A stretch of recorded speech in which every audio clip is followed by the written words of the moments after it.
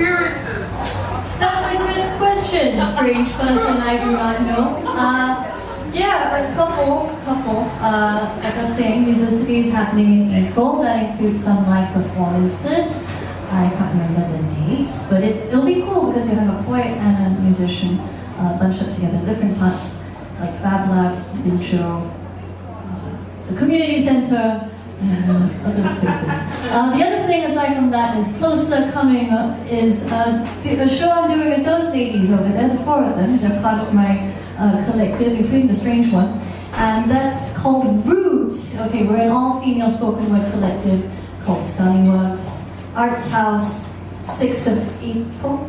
6th of April, 8 p.m. in the Arts House. There's also improv. I do improv shows quite regularly. We're doing that also the day before on the 5th of April. 6th of April, spoken word, 5th of April. Comedy time, funny times. I can never quite remember what else I do. Yeah, that's about it. Any other questions? Can you tell us a bit more about your creative process? Like, how do you come up with an idea before you're going to use that writing? To be honest, I speak to as many artists as possible in any other medium, whether it's dance, whether it's music, fine painting, writers as well, because I'm very interested in the process that people use to write things in. And then sometimes it's also just out of necessity. Like last year, when I was doing a show for Lita called She Walks Like a Free Country, I got this weird thing called Kawasaki syndrome, which is basically when your blood vessels expand and you go a bit nuts and you can't use your hands because they're swollen. So I couldn't type and couldn't write. And how I wrote at that point for my show was I just stood in front of a mirror and yelled things. Speaking, oral tradition, which is how stories are told, it's oral. So since then, that's the technique that I use. I just stand in front of a mirror and I tell a story to my own reflection. And I usually have a tape recorder. I record the phrases that I want. And then I type them out. And it's a process between speaking, typing, writing, going out and talking to people, sleeping. Yeah, sleeping's good. And any other questions? Yes? You said it was a journey for you. You never did art before, so you said it was a journey for you going into the arts and learn writing. So was it painful? Okay.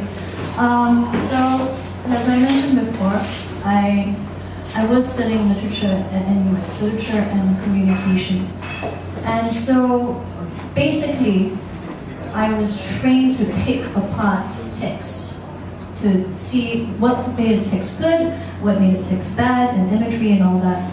But the actual process of creating something, I needed that year after I graduated to break down everything I knew would make a literature piece good. Because when you get too involved in the technique and trying to be like that, you don't let your message flow. So the process for me as a writer was very much about breaking down all my preconceived notions and just going out and listening to more people. I think also what helped for me in terms of writing was also getting into different mediums as much as possible. So acting, music, rhythms basically will help you. I didn't actually attend any formal writing class, if that is your question. I didn't go to a writing school or anything. It's just about opening your ears, your eyes, and your mind. And not just to artists as well, but to anyone. All of us have jobs, right? All of us have day jobs, things that we do, and we have a certain expertise. And that expertise is something that I think writers can use to tap into. In improvised comedy, what we teach our students, I do teach there as well, is that we live in our own minds.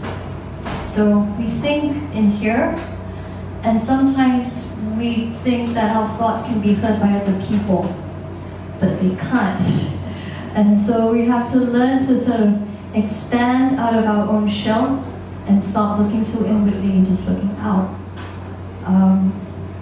So along with doing that, I think it made me a better writer.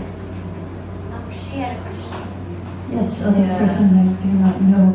Say hello to my friend Michelle. Everyone. Are you ever uncomfortable with presenting some of your more personal pieces that are not exactly very, I don't know, not exactly the best part of your life? No, yeah. Like I said for Butterfly, it was a difficult experience. It took me a long time to get over it, and a long time to learn how to write it. And when I performed it for the first time, it was painful. But I guess what was painful for me was actually delivering it to an audience and seeing pain for them. With my mother, I didn't expect that. That for me was horrifying. So I don't do that. Like I said, I don't do that piece often, but when I do, I try and relate with this message. And I forgot to mention my special message about Butterfly. The thing about being, I'm not going to be presumptuous and think that some of you may not have been abused before. But for those of you who are, you have to entertain the possibility that your partner is wrong. Because when you start entertaining that and you give in, and parts of you and your language are erased by them, you don't have any more options. And for those of you who watch your loved ones getting abused, you can't tell them that they're stupid for being in there, because that will make them feel threatened and they will go back to the person that unfortunately gives them strength. My parents were quite instrumental in that. They were smart enough not to tell me off for it and to slowly let me realize that on my own. Like, forgetting the question. Like writing, the process of giving birth to anything is difficult. It is tough. I'm not going to pretend that what I do is effortless. It takes weeks to write just one poem. That particular poem though, it took, I don't know, about 7 months from initial draft to what you saw. And the painful part was actually in writing it, because once I performed it on stage for the first time, I felt a release. More questions? Yes? Is there a particular writer or poet whose body of work you normally gravitate to, who that person be admired?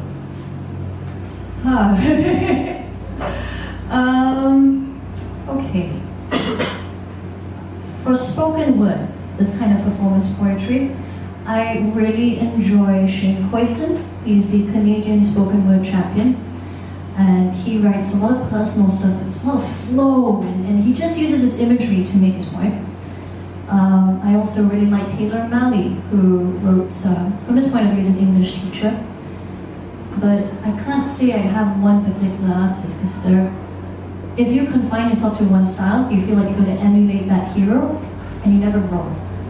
So my heroes are just as much local as they are established.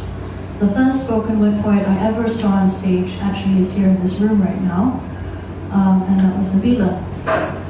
And I remember going up to her after her poem, Plant a Fucking Tree. And I told her it was amazing, and she looked at me with these horrified eyes like, oh God, a strange person's talking to me. I think all poets receive that. I never want to lose that fear. And I like poets who are still just a little bit afraid of being on stage. Any last questions? Why are you so awesome? Good question. And that's the last question I'm going to take. I'm awesome because of people who love me. It's true, it's true.